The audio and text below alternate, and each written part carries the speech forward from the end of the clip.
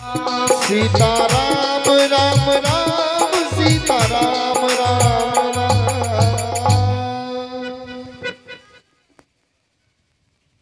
नारद को हिमालय को दुख लगा। नारद जी से पूछने लगे कजु युक्ति दोबारा से सोचो, कोई उपाय है?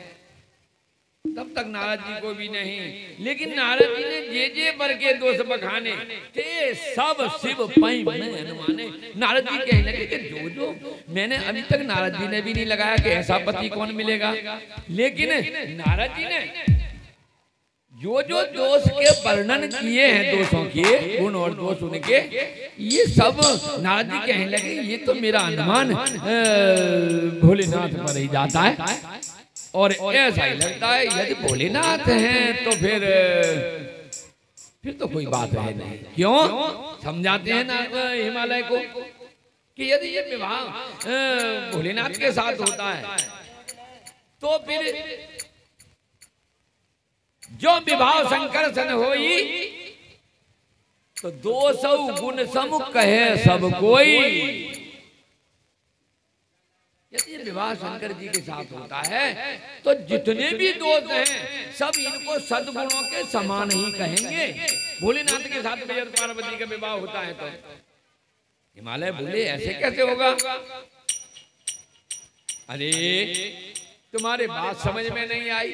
नारद जी कहने लगे कि भाई विष्णु भगवान हैं और शेषनाग के सैया पर शयन करते हैं, उनको कोई दोष देता है कि शेषनाग के सैया पर क्यों सोए हुए हो? ये बताओ तो सही। नारद जी पूछने लगे, नारद जी कहने लगे हिमालय से जो ऐसे शयन हरि करही तो बुद्ध कछु तिन कर दोष न डरही।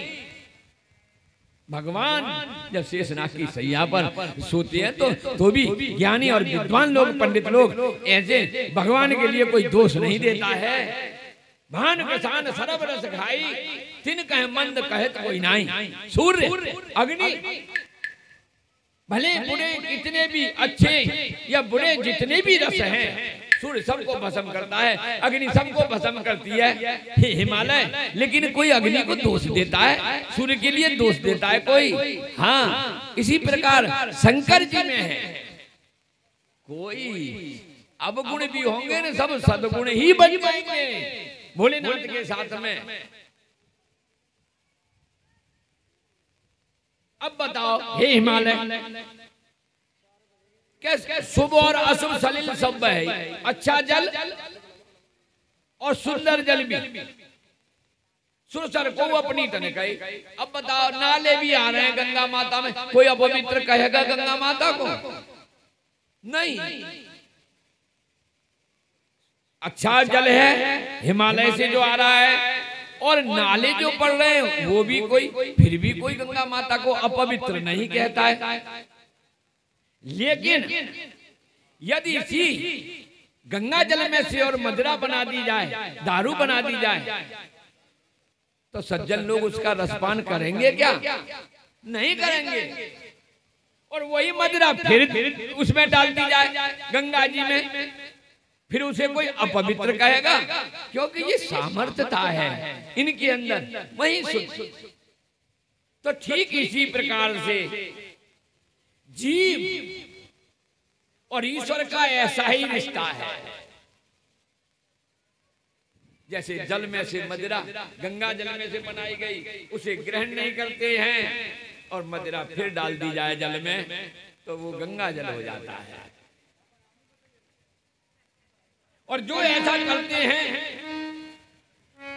मूर्ख, अविवेक के कारण, अभिमान के कारण, यदि ऐसा ये सोचते हैं, नारद जी कह रहे हैं तो परे कल्प भर नरक में जीव के ईश समान, ऐसे जीव ऐसे मनुष्य तो कल्प कल्प भर नरक में जाते हैं। अरे क्या जीव भी कहीं ईश्वर के समान हो जाएगा?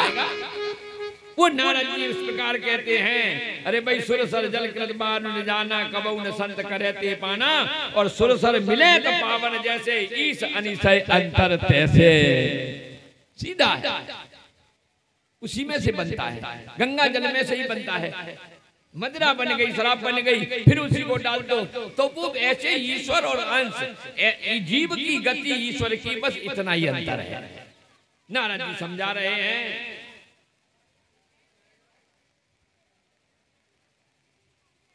और इतना नारद जी कह करके अस कहे नारद सुमिर हरि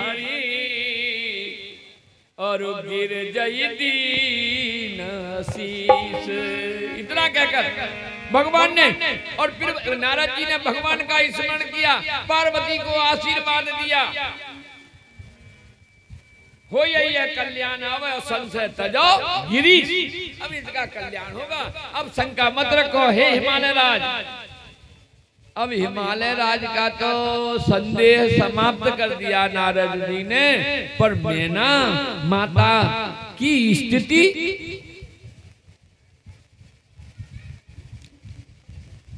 जब नारद जी